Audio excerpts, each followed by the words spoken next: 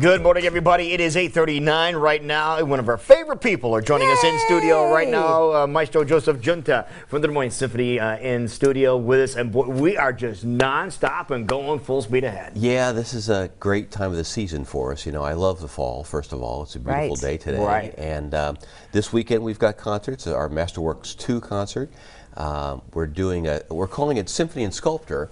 And the reason for that is that many of your listeners will remember that we commissioned Steve Heitzig, a living American composer from Minnesota, to compose 2 different pieces, one in 2012 and one in 2015, called Symphony and Sculptor 1 and 2, which is inspired by the John and Mary Papa John's Sculpter Park in downtown Des Moines. Each one of those pieces had 7 sculptures in it, 7 different movements, and now we've went ahead and commission a work called Symphony and Sculptor 3, which has 3 movements. That's one of them. Oh, the new Love one. So the brand new Love. Of the Robert Indiana. And then there's the tree trunk, the iron tree trunk, which is really wonderful. And then that funky pumpkin, that really humorous pumpkin large it's called.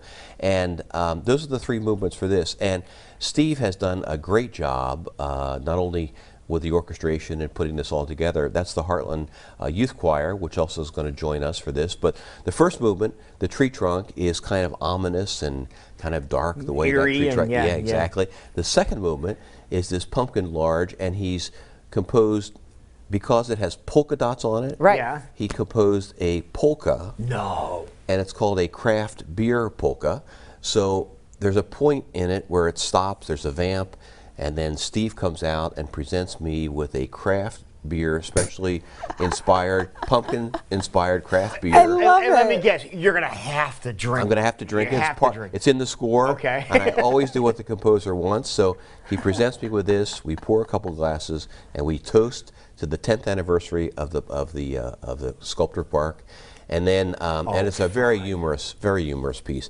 And then it gets a little faster, it gets a little dizzy, a little intoxicated, and it's great fun. And then the last moment is kind of a rock and roll piece, a 70s throwback rock and roll piece that, if you can imagine the Supremes and maybe Simon and Garfunkel, mixing those 2 together. Interesting. That's kind of what it's like. So it's almost sounds like Hair or something, you know, the musical, that kind of throwback, and that's where the kids join us to sing. So it's going to be a tremendous performance. So there's that, and Rimsky-Korsakoff's Scheherazade, Night on Bald Mountain, which is appropriate with Halloween coming up. It's going to be a great program.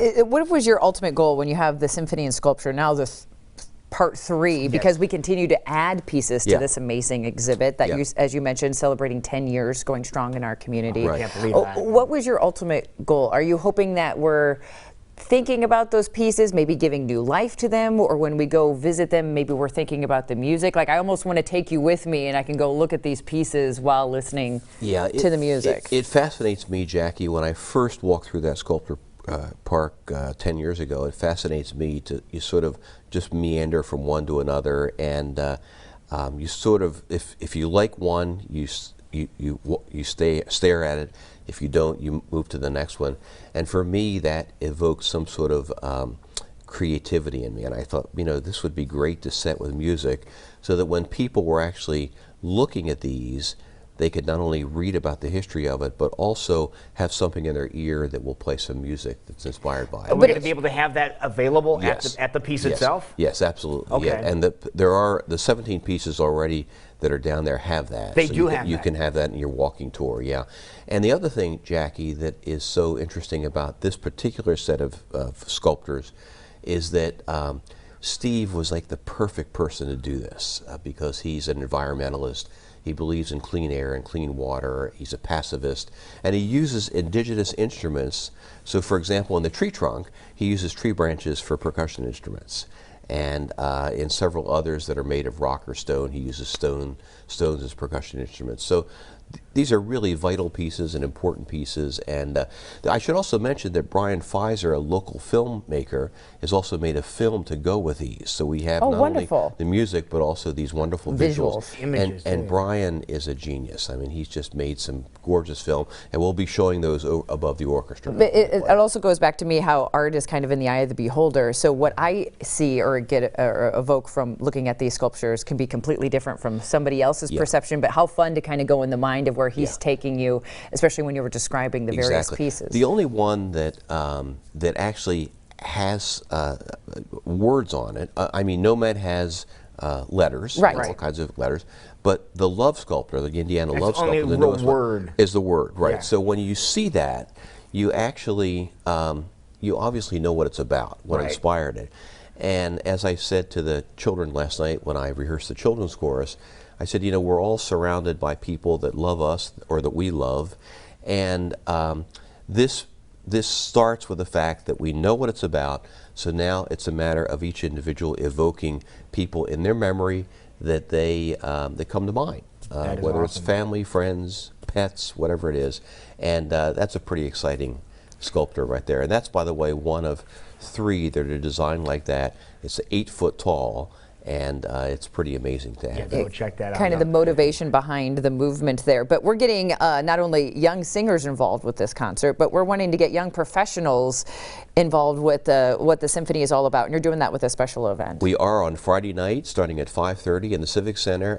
We are having another remix, which is always great fun for us. It's a chance for young professionals to become to hear the symphony and to get involved and socialize. So we'll have some craft beer and free Fong's pizza and so on in the lobby. Is that the beer you're going to be drinking? It will be. Okay.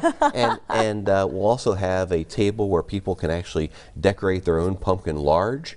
And there's a petting zoo, and there's some other music. And then at 7 o'clock, for those that want to stay, they can come into the hall and hear us rehearse for a while. Yeah, I understand our friends, the Dueling Fiddles, are going to be out there too, which is really a lot of fun. Genevieve and Hannah will be there. They both play in the orchestra. They're terrific young people, and they really are, they're a hit wherever they go. Yes. They're always down at the Farmers Market on Saturday morning, but they just played for a board meeting of ours 2 weeks ago. Did they really? And the board absolutely loved it. That's awesome. And at the end, Hannah said, now, you know, we're available to hire. Of course she did. They know how to work it.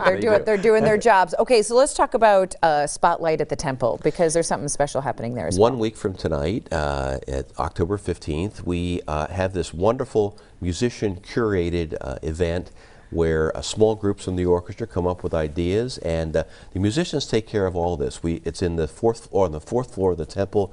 You can see it there. It looks like kind of a Vegas nightclub. Right. Sure does. And like you're at Caesars. Yeah, we convert that. You can see that audience sits very close to the musicians. The musicians have a great time. They talk about the pieces.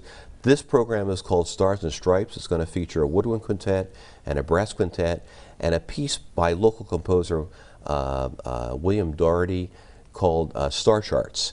And that's why the Stars and Stripes connection is there. It's also going to do some American jazz, Bernstein, Gershwin, all kinds of great music, and it's going to be a lot of fun. Wow. Plus, drinks available, and as you can see there, tickets start at just $15. Yeah, and VIP available as well. Exactly. Oh, there's a lot happening. Yeah, Maestro. we're doing a lot, and it's a lot of fun, and the symphony is really terrific to be involved with. So I hope that your listeners will get to at least one of these events coming up. Right, and also just real quick, I just want to touch, make plans for Thanksgiving time, because you have something real special coming up Thanksgiving. We do Home Alone with the Des Moines Symphony. How about this? Home Alone, yeah. Thanksgiving weekend. It's going to be great fun, and families are always looking for things to do on Thanksgiving weekend. Right. So if you're in town, this is a great place to be. It'll be a lot of fun. Yeah. All right, so how do we get tickets? Because we know they're very affordable, but we want everyone to get there. Tickets available always at the Civic Center box office about 30 minutes before each concert. Okay. The concerts are 7:30 Saturday night, 2:30 Sunday afternoon, and of course, more information on our website, dmsymphony.org. There Great you go. job, as always. Stay on top of all the amazing things, because we're so excited. A brand new season